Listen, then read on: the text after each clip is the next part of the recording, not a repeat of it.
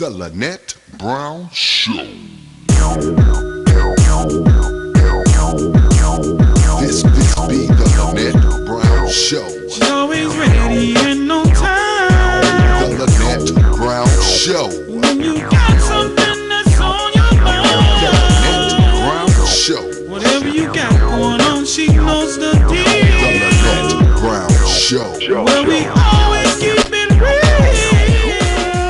Good morning and welcome to the LBS, the hottest, the biggest, the baddest talk show of the South.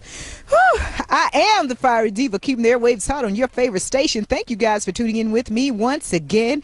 Got a nice show lined up for you, ladies and gentlemen. Very, very informative. Okay, but we can't do anything until we take this quick commercial break. We'll be back right after this. Don't go anywhere. Soon and very soon, yeah. I'm gonna take Sharpless Funeral Home announces with deepest sympathy the passing of Mr. Frank, also known as Chick Swopes, born to the late Lehman Grisby and Mary Pickett Garth in Morgan County, Alabama, October 1st, 1927. Chick departed this life February 4th, 2015 at his home surrounded by family and friends. Welcome back to the LBS, the hottest, the biggest, the baddest talk show of the South. I am the fiery diva, keeping the airwaves hot on your favorite station. Thank you guys for joining me. Once again, you've got many options, but you decided to come back with me, and I do appreciate you, ladies and gentlemen. Of course, you know this is Black History Month. Yep, this is the month of February, and this is a month that I take very much pride in, okay? I love Black History Month, and I love researching and just doing a lot of different things for Black History Month to bring to you, not only to inform you, but to inform myself as well. And as you can see, I am repping Alabama A&M University, which is an HBCU. Okay, go Bulldogs. But ladies and gentlemen, I am at a graveyard, and I know you guys, a cemetery, whatever you want to call it. And I know, Diva, why are you at a cemetery, you crazy thing? But listen, I am at a cemetery in my hometown. And listen, ladies and gentlemen, you know, slavery was abolished in 1865, right? And so there are some tombstones out here. So I'm sure that there are slaves, you know, blood, bones of slaves right here in my hometown. Okay, so I wanted to come out here today, and I've seen many tombstones out here that's got, goodness, 1834, 1826, the one that I'm standing right in front of. It's got 1847. I mean, this is just so historical, ladies and gentlemen. You'd be so surprised at what you'll find when you go and research. And speaking of research, what I'm going to do today, which we haven't talked a lot about. I know last week, you know, we talked, I told you I was going to do something on Harriet Tubman because we love Miss Harriet, okay? And I believe I would have been one of her grandchildren, but she didn't have any children. But if she did, I believe I would have been one of her great-great-great-grandchildren because I love the work that she did. But I want to introduce you to a lot of women that you may not have even heard of, okay? I don't see much of the diva today, ladies and gentlemen, because I've got a lot to share with you, okay? Thank you so much for tuning into the LBS, the hottest, the biggest, the baddest talk show of the South. We're going to roll right into this clip. My position is that the black woman's disrespect and rebellion against the leadership and the authority of the black man is a direct cause of the breakdown in our black family structure. Now, of course, there are many black people who consider those fighting words because as black women, we have never been subject to the kind of examination that our men have been subject to since we have been here. We have been somewhat protected and shielded from any kind of critiquing about our personal behavior, whereas our men have always been up for examination. The book is not an attack on black women. I have never said that all black women do everything that I list in my book. None of us have lived long enough to do everything that I list in the book, but most of us do some of the things that I've listed in my book. And I do say that it is not because of generalizations that we are all victimized by some of the negative patterns of behavior in the book, but the book just represents our collective contribution. This is some of everything that we have done, or that we do daily, that contributes to the breakup of our relationship, the destruction of our man, and the failure of our children to be able to function. They did not tell us that all of that, being my own person and I'm independent, would lead to separation, loneliness, celibacy, and lesbianism. They didn't tell us that if you give up the man, you're going to take one of these things and it's worse and it will destroy your nation. They didn't give us that information. They made us think that it was some kind of glorified position to brag about the fact that I got my own job, my own credit card, my own car, so I don't need no man. I don't even know how we got that mixed up. Ain't none of that got nothing to do with being with no man.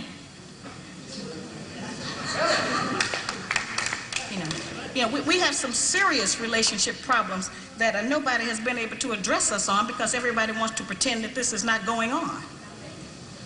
Over 60% of our women are single, widowed, separated, or divorced. They don't have a man. I just came out of Florida and they got a housing complex that the Urban League built, which is a black organization that is for women and children only. They say they don't allow any men in there. I didn't have time to deal with it, but I talked about them real bad. That's the silliest program I've ever heard of. You know them women that had men if they got a bunch of children. They need fathers. They need protection. We hear about the drug problem that we have in our projects across the country. It's one of the major places that we have a drug problem. We talk about the great strength that we have as black women. Well, the welfare department don't rent government apartments to single black men.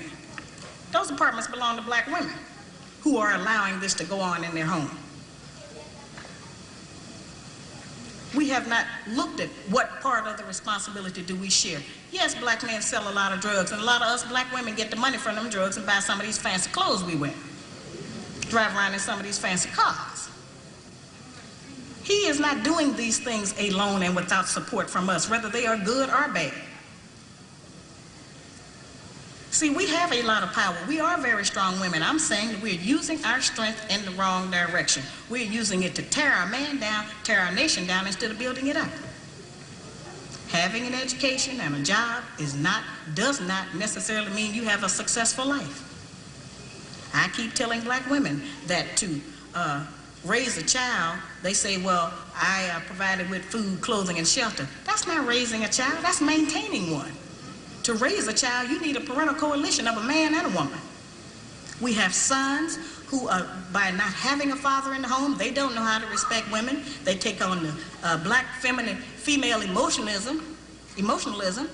They become bitchy, they're doubtful, they're indecisive, they can't make a decision. They don't know what to do about being a man because we can't teach them that. We don't have that knowledge.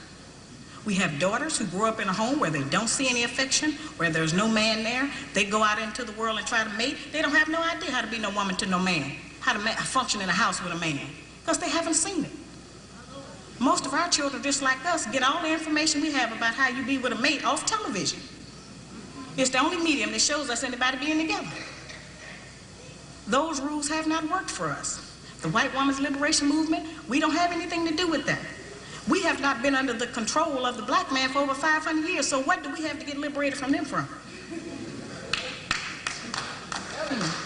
They haven't been our boss. That's the white woman and her man. They're going through that, and that's their business.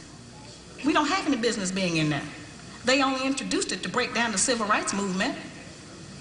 Civil rights movement started with the black man, the black woman, and the black child standing together, trying to plead for freedom, justice, and equality, and more benefits in the country that they had built. They threw the white woman in there with the women's liberation movement and made it a woman against man thing. That created a big separation between black men and black women, because then everybody started going for self. Then they bring the welfare system in and tell us in order to feed and clothe and house our children, we have to give up our man. You have to put the man out of the house. When the white farm wife goes to the government for subsidy for the farm, they don't tell her to get rid of the farmer, they keep that family together. But in the black community, they make it a requirement, because they want to keep endorsing into the black community that the black man is no good, and that he is not deserving of respect, he is not deserving of us letting him give us any protection or instruction, and that we are better than them. I know, right? Goodness gracious, she was on fire. Okay, but we're going to go into a quick commercial break. We'll be back. For those who have just tuned in, you're tuning in to the Lynette Brown Show as we honor Black History Month. Don't leave me. I'll be back.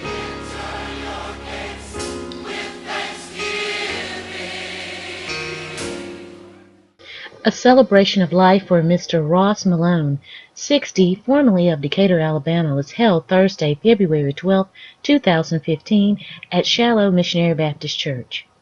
Reynolds Funeral Home announces with deepest sympathy the passing of R.D.B. Orr, 80 of Danville, Alabama. Mr. Orr died February 6, 2015 at Decatur Morgan Hospital. Celebration of life for Miss Stella Orr Burton, 62, of Decatur, Alabama was held Saturday, February 7, 2015 at Macedonian Cumberland Presbyterian Church in America with Pastor Emma White officiating. Reynolds Funeral Home announces with deepest sympathy the passing of Miss Sarah C. Johnson, 85, of Hartselle, Alabama. Miss Johnson died February 8, 2015 at Decatur Morgan Hospital. Are you that virtuous woman or upright man that's looking for the perfect attire to wear in the house of the Lord? Look no further. For You Fashions has all of your apparel needs. Stop by For You Fashions, located at 5325 Highway 31 in Tanner, Alabama. Or just call For You Fashions at 256-432-2660. Again, that number is 256-432-2660. Good Tax Services. Give them a call at 256-353-0379. Again, that number is 256-353-0379, or stop by 1201 Danville Road, Decatur, Alabama. Let a good man do your taxes. Welcome back to the LBS, the hottest, the biggest, the baddest talk show of the South. I am the Fiery Diva, keeping the airwaves hot on your favorite station. I know it's early in the morning, and I am here in my hometown, ladies and gentlemen. I am out here at the cemetery, and it has some of my relatives out here, and I mean, it's got a lot of 1800s, and of course, you know, with slavery and everything. So I am standing on, you know, the bones of slaves, you know, and that really does something to me. You know, here I have this opportunity to be before you, exercising my freedom of speech, and just like Fannie Lou Hamer, and that is the reason they fought and died, for me to be able to do this for you, and not just for you, but just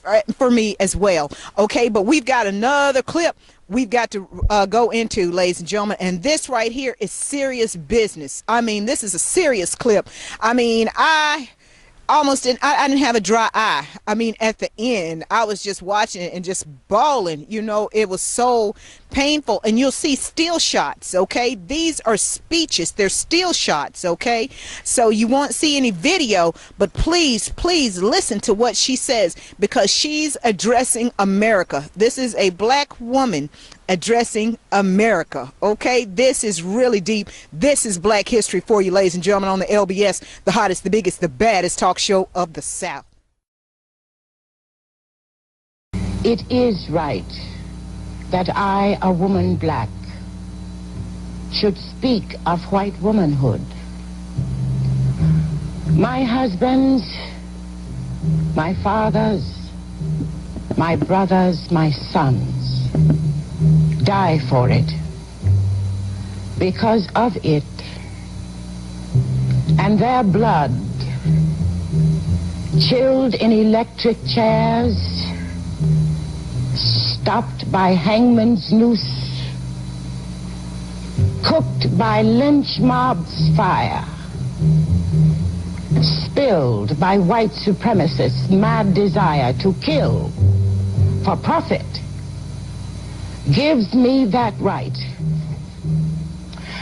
I would that I could speak of white womanhood as it will and should be, when it stands tall in full equality. But then womanhood will be womanhood, void of color and of class, and all necessity for my speaking thus will be past, gladly past. But now, since it is deemed a thing apart, supreme, I must in searching honesty report how it seems to me. White womanhood stands in blooded skirt and in slavery, reaching out adulterous hands, killing mine and crushing me. What then is this superior thing that in order to be sustained must needs feed upon my flesh. How came this horror to be? Let's look to history. They said, the white supremacists said, that you were better than me, that your fair brow should never know the sweat of slavery. They lied. White womanhood, too, is enslaved. The difference is degree. They brought me here in chains. They brought you here willing slaves to man. You, shiploads of women, each filled with hope that she might win with ruby lip and saucy curl and bright and flashing eye, him to wife who had the largest tender. Remember? And they sold you here even as they sold me. My sisters, there is no room for mockery. If they counted my teeth, they did appraise your thigh. Sold you to the highest bidder, the same as I. And you did not fight for your right to choose whom you would wed, but for whatever bartered price that was the legal tender. You were sold to a stranger's bed in a stranger land. Remember? And you did not fight. Mind you, I speak not mockingly, but I fought for freedom. I'm fighting now for our unity. We are women, all. And what wrongs you murders me and eventually marks your grave. So we share a mutual death at the hand of tyranny. They trapped me with a chain, the gun.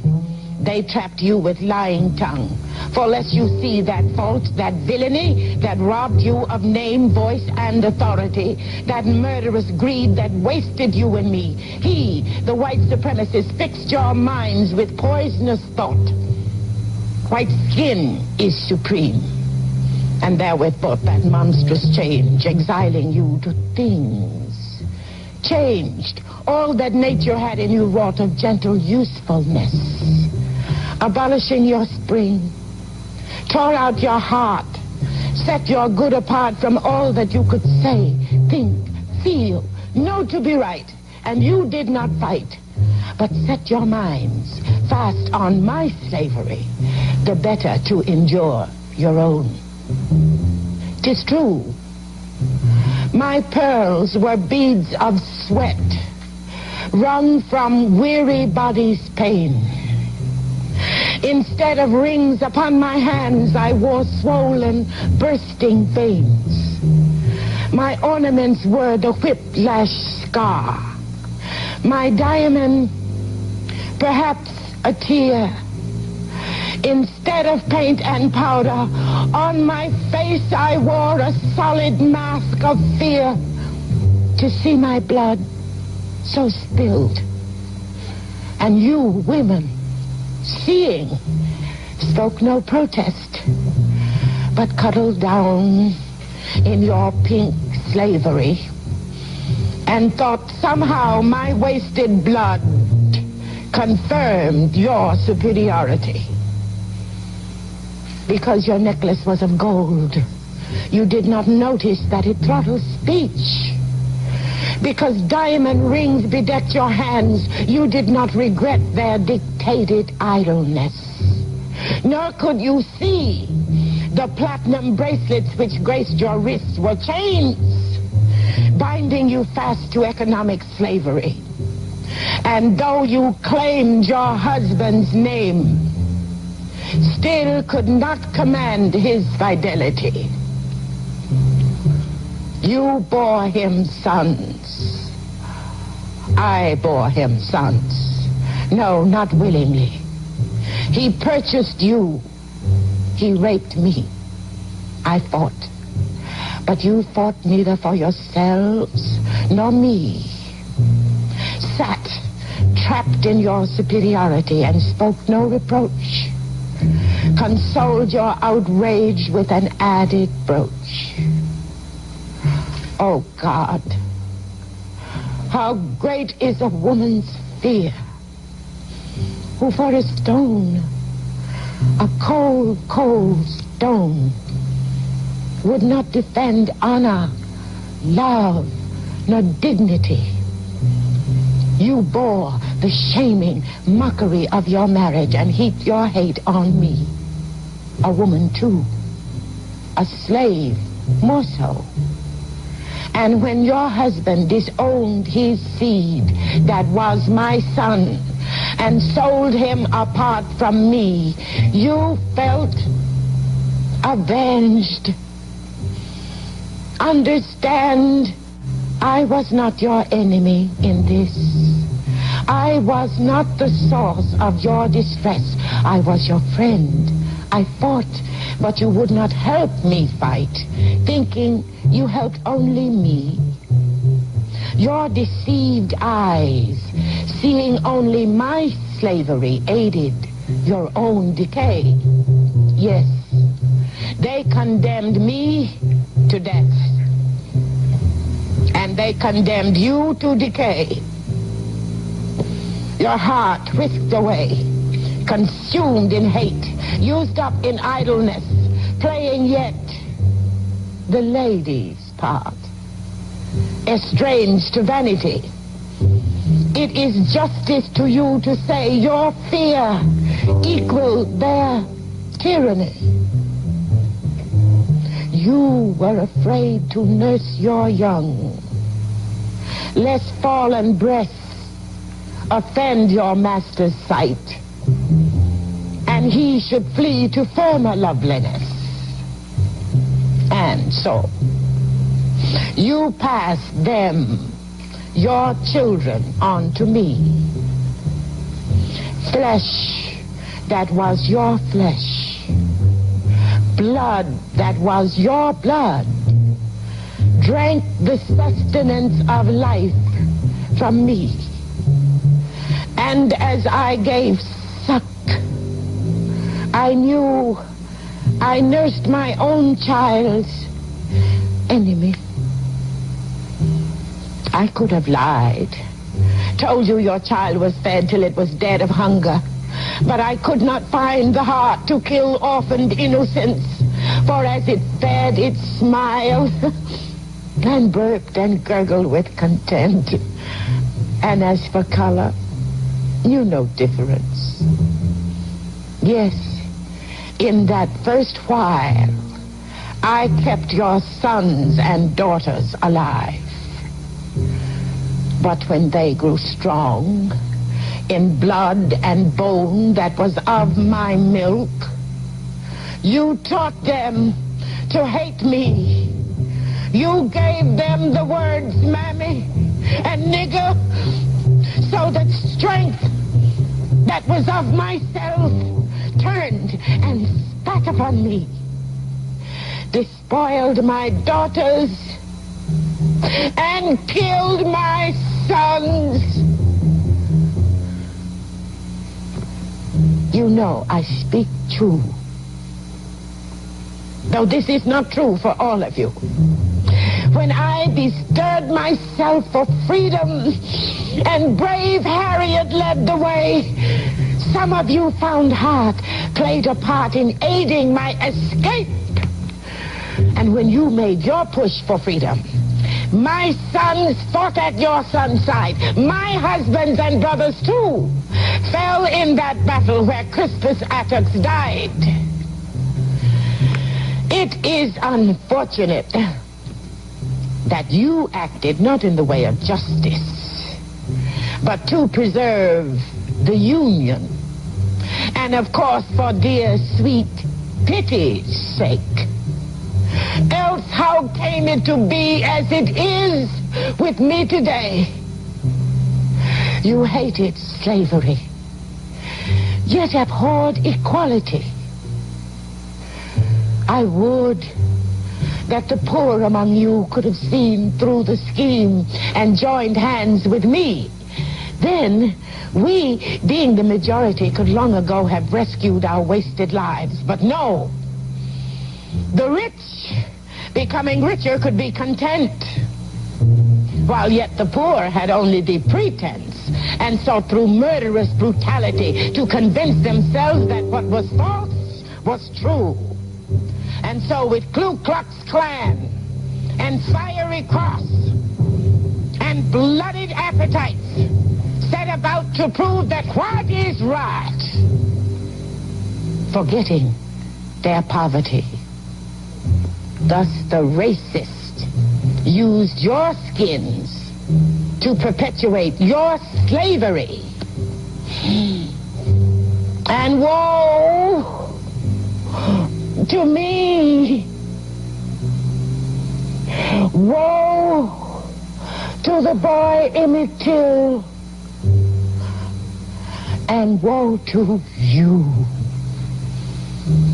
It is no mistake that your naked bodies on the calendars announce the fatal dates. That's my time, ladies and gentlemen. I appreciate yours. Thank you so much for tuning into the LBS, the hottest, the biggest, the baddest talk show. You and I